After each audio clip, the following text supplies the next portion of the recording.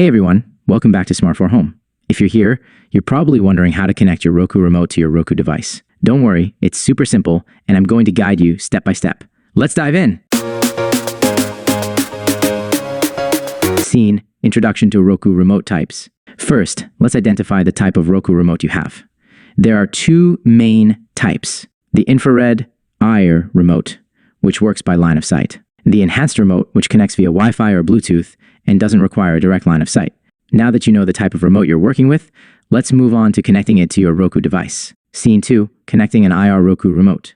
If you have an IR remote, the process is straightforward. Insert fresh batteries into the remote. Ensure your Roku device is powered on. Point the remote directly at the Roku device and press any button. That's it. Your IR remote should work automatically as long as it has a clear line of sight to the Roku device. Scene: Connecting an enhanced Roku remote. For the enhanced remote, here's what you need to do. Insert fresh batteries into the remote.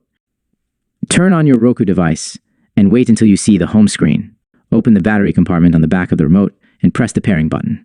You'll see a light start flashing on the remote. This means it's in pairing mode. On your TV, you should see a message that says pairing remote. Wait a few moments, and once the pairing is complete, your remote will be connected and ready to use. Conclusion. And there you have it. Connecting your Roku remote is quick and easy, whether you're using an IR remote or an enhanced one. If this video helped you, don't forget to give it a thumbs up, subscribe, and hit the bell icon so you never miss our helpful tips and tutorials.